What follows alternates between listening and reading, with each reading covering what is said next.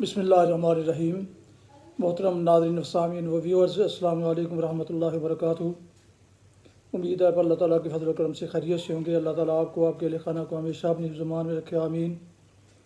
راہ ہدایت و نجات کے سلسلے کا ولاگ القرآن و حدیث اپنے یوٹیوب چینل بشیر رشیدی سے آپ کی خدمت میں پیش کر رہا ہوں۔ یہ روحانی اور قرآنی سلسلے کا ولاگ جو سراسر باعث خیر، باعث برکت اور باعث ثواب بھی ہے، روزانہ کی بنیاد پر میں اپنے چینل پر اپلوڈ کرتا ہوں۔ اللہ تعالیٰ کی رضا کے لیے اللہ تعالیٰ میری یہ کاوش قبول فرمائے، آمین۔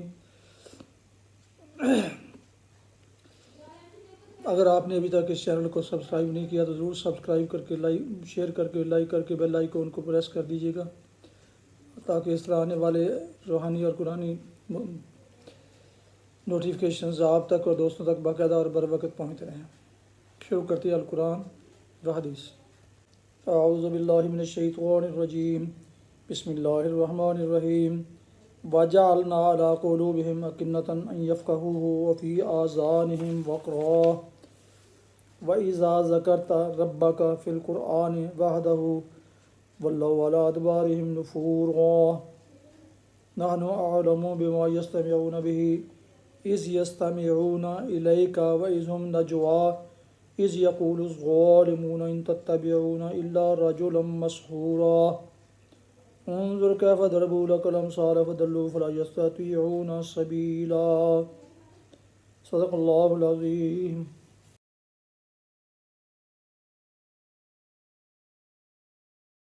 آپ نے سورہ بنی اسرائیل کی آیات مبارکہ 46 تاریخ سے تلاوت سماعت فرمائی۔ اس کا اردو ترجمہ پیش کرتا ہوں۔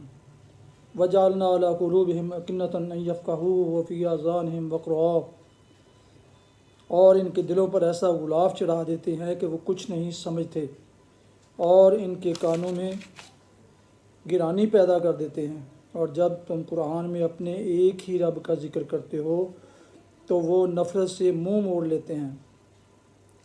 ہمیں معلوم ہے کہ جب وہ کان لگا کر آپ کی بات سنتے ہیں تو دراصل کیا سنتے ہیں، اور جب بیٹھ کر باہم سرگوشیاں کرتے ہیں تو کیا کہتے ہیں۔ یہ ظالم آپس میں کہتے ہیں کہ یہ تو ایک سحر زدہ آدمی ہے جس کے پیچھے تم لوگ جا رہے ہو۔ دیکھو کیسی باتیں ہیں جو یہ لوگ آپ پر چھانٹتے ہیں، یہ بھٹک گئے ہیں، انہیں راستہ نہیں ملتا۔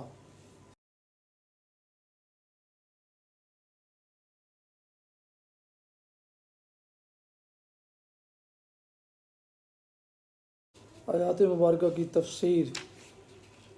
اور ان کے کانوں میں گرانی پیدا کر دیتے ہیں، یعنی آخرت پر ایمان لانے کا یہ قدرتی نتیجہ ہے کہ آدمی کے دل پر کفر چڑھ جائیں اور اس کے کان اس دعوت کے لیے بند ہو جائیں جو قرآن پیش کرتا ہے۔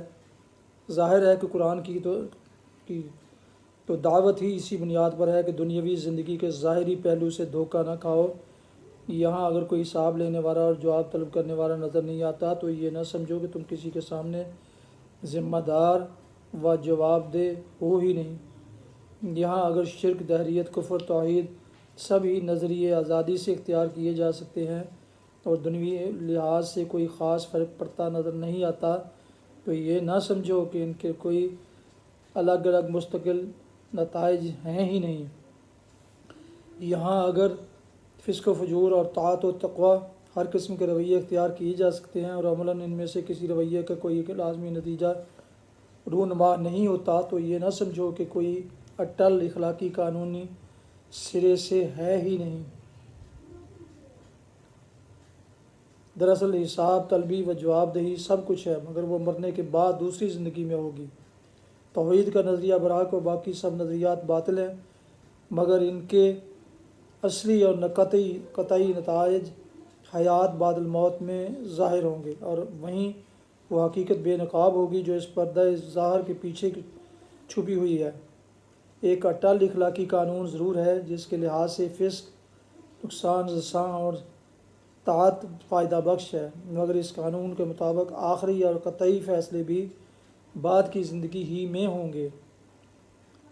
لہٰذا تم دنیا کی اس عارضی زندگی پر فریفتہ نہ ہو اور اس کے مشکوک نتائج پر اعتماد نہ کرو، بلکہ اس جواب دہی پر نگاہ رکھو جو تمہیں آخر کار اپنے خدا کے سامنے کرنی ہوگی، اور وہ صحیح اعتقادی اور اخلاقی رویہ اختیار کرو جو تمہیں آخرت کے امتحان میں کامیاب کرے۔ یہ ہے قرآن کی دعوت۔ اب یہ بالکل ایک نفسیاتی حقیقت ہے کہ جو شخص سرے سے آخرت ہی کو ماننے کے لیے تیار نہیں ہے اور جس کا سارا اعتماد اسی دنیا کے مظاہر اور محسوسات و تجربات پر ہے، وہ کبھی قرآن کی اس دعوت کو قابل التفات نہیں سمجھ سکتا۔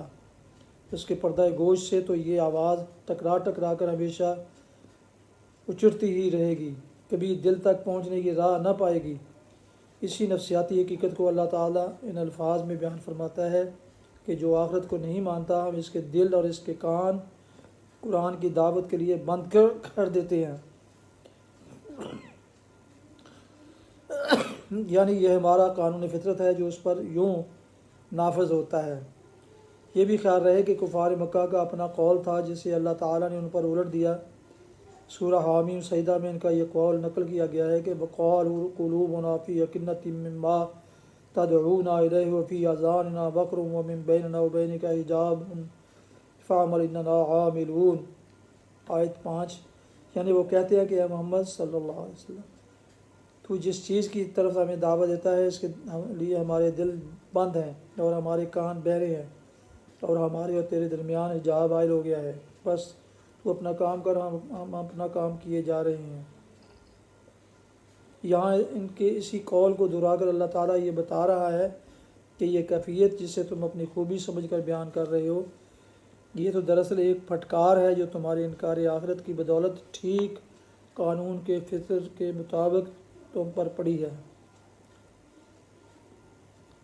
وہ نفرت سے منہ موڑ لیتے ہیں، یعنی انہیں یہ بات سخت ناگوار ہوتی ہے کہ آپ بس اللہ ہی کو رب قرار دیتے ہو اور ان کے بنائے ہوئے دوسرے ارباب کا کوئی ذکر نہیں کرتے۔ ان کو یہ وہابیت ایک آن پسند نہیں آتی کہ آدمی بس اللہ کی رٹ لگائے چلا جائے، نہ بزرگوں کے تصرفات کا کوئی ذکر کرے، نہ آستانوں کی فیض رسانی کا کوئی اعتراف، نہ ان شخصیتوں کی خدمت میں کوئی خراج تحسین جن پر ان کے خیال میں اللہ نے اپنی خدائی کے اختیارات بانٹ رکھے ہیں۔ وہ کہتے ہیں کہ عجیب شخص ہے جس کے نزدیک علم غیب ہے، تو اللہ کو قدرت ہے، تو اللہ کی تصرفات و اختیارات ہیں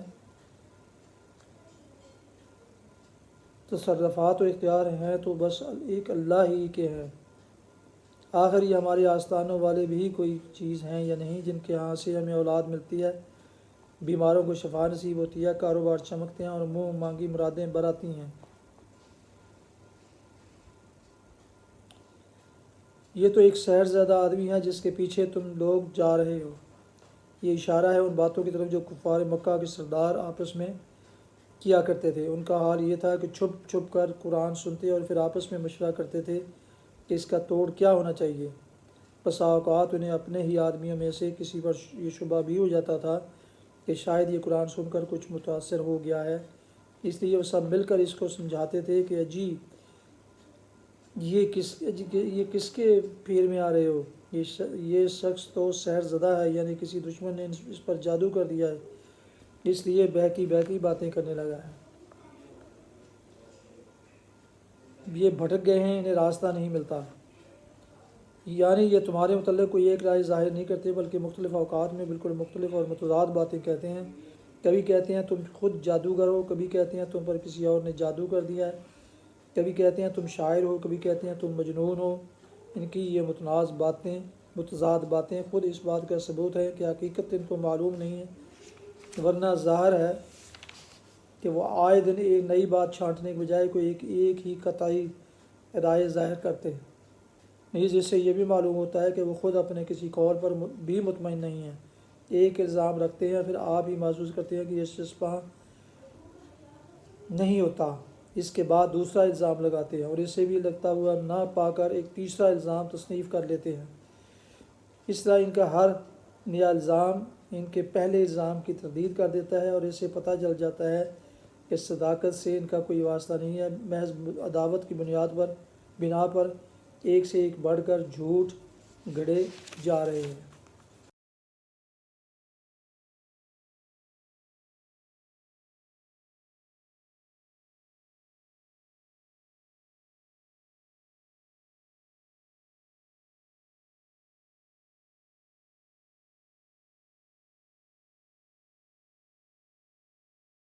حدیث مبارکہ حضرت عمر رضی اللہ عنہ بیان کرتے ہیں، میں نے رسول اللہ صلی اللہ علیہ وسلم کو فرماتے سنا، اگر تم اللہ پر اس طرح توکل کرو جیسا کہ اس پر توکل کرنے کا حق ہے تو وہ تمہیں اس طرح روزی دے جیسے وہ پرندوں کو روزی دیتا ہے۔ وہ صبح بھوکے نکلتے ہیں اور شام کو سکم سیر ہو کر لوٹتے ہیں۔ اس کے معنی ہے کہ دن کے آغاز میں پرندے بھوکے نکلتے ہیں، یعنی بھوک سے ان کے پیٹ پچکے ہوتے ہیں، اور دن کے آخر میں لوٹتے ہیں تو پیٹ بھرے ہوتے ہیں۔ سنن ترمذی ابواب الزہد حدیث نمبر 2344۔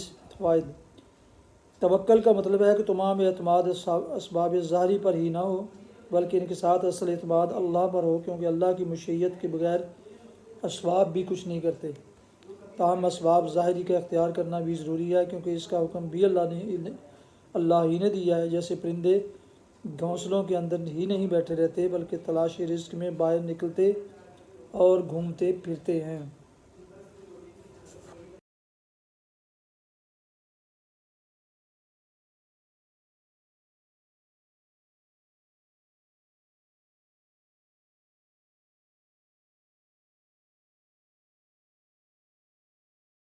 محترم سامعین، ابھی آپ دیکھ رہے تھے اور سن رہے تھے رائے ہدایت و نجات کے سلسلے کا ولاگ القرآن و حدیث، جس میں آج سورہ بنی اسرائیل کی آیات مبارکہ 46 تا 48 کی تلاوت، ترجمہ اور تفسیر بیان کی گئی۔